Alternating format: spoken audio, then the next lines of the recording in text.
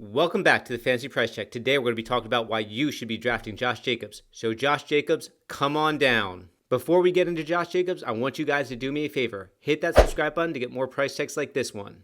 Let's get into Josh Jacobs. Josh Jacobs is currently being drafted as the RB9 off the board with the 14th overall pick. That makes him an early second rounder. He's currently being drafted after Joe Mixon and Nick Chubb and ahead of Miles Sanders and Kenyan Drake. Josh Jacobs had a phenomenal rookie season. He rushed for over 1,000 yards and was in consideration for Offensive Rookie of the Year. Here's his final stat line from 2019. He played in 13 games. He had 242 carries, 1,150 rushing yards, 20 receptions for 166 receiving yards and 7 touchdowns. And Josh Jacobs would have had an even bigger season if he didn't fracture his shoulder in week 7. Despite fracturing his shoulder, he continued to play through the pain, and it didn't cost him any games until the end of the season. The injury resulted in Josh Jacobs missing weeks 14, 16, and 17.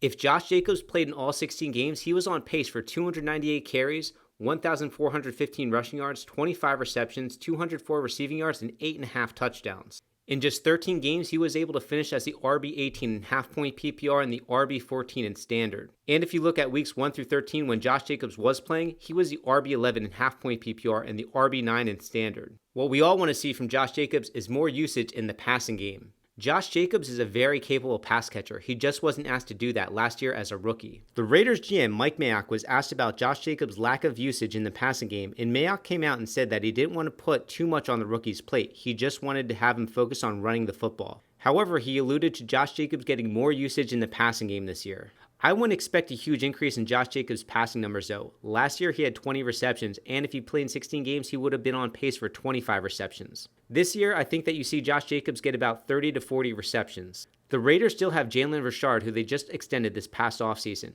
Jalen Richard had 68 receptions in 2018 and 36 receptions last year, so he's going to take a good bit of that passing work out of the backfield. The Raiders also invested a third-round draft pick in Lynn Bowden, who had over 100 receptions and over 1,000 receiving yards in college.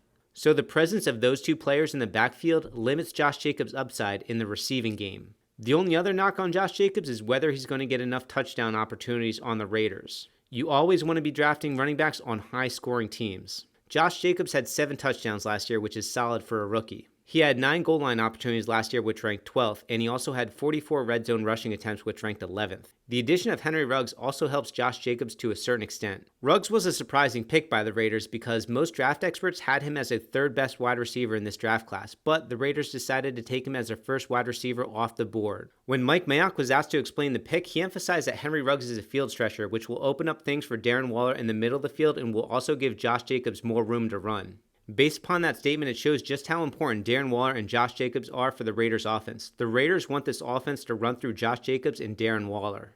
You can't go wrong with Josh Jacobs because the volume's going to be there and the efficiency's going to be there. Josh Jacobs ranked 13th in carries despite playing only 13 games, and he was on pace for 298 carries. The only other running backs that get that type of volume are Zeke, Derrick Henry, and Nick Chubb. He also averaged 4.8 yards per carry on that volume, which is extremely impressive. He had the same yards per carry average as Christian McCaffrey and Kenyan Drake and had a better yards per carry average than Saquon Barkley, Alvin Kamara, and Aaron Jones. As a pure runner, there's no doubt that Josh Jacobs is a top 10 running back. Josh Jacobs had the 3rd most big runs, his juke rate ranked 6th, his evaded tackles ranked 8th, his yards after contact ranked 5th, and his yards created ranked 9th. Josh Jacobs is in line for 270 plus carries for at least 1,200 rushing yards and should add another 30 receptions for at least 250 receiving yards. Josh Jacobs should easily hit 1,500 total yards this year. The only question mark that I have is the touchdowns. Last year he scored 7. Can he get to 10 this year? With 10 touchdowns, Josh Jacobs should finish as an RB1 right inside the top 12. If he's able to get to 10 touchdowns, he should finish as a top 8 running back. I currently have Josh Jacobs ranked as my RB8, and I'm torn between him and Nick Chubb at that spot. I give the nod to Josh Jacobs because Nick Chubb has Kareem Hunt breathing down his neck for touches. But I like both of these guys and think that you can't go wrong with either one. This year, I don't mind being at the back of the draft. If you're at the back of the draft, you would be able to draft Josh Jacobs or Nick Chubb as your RB1, and then in round 2, you'd be able to get another stud running back like Miles Sanders, Kenyan Drake, or Aaron Jones as your RB2. As the 14th overall player in the running back 9 off the board, Josh Jacobs is underpriced. Josh Jacobs is a first-round talent that should not slip past the 12th overall pick. Get him on your team as your RB1 in the back of the first round. Guys, if you enjoyed this price check, I got 2 more for you. I'm going to throw up the price checks for Joe Mixon and Aaron Jones, so be sure to check those out. And be sure to smash the thumbs up and subscribe below. I'll see you on the next one. out.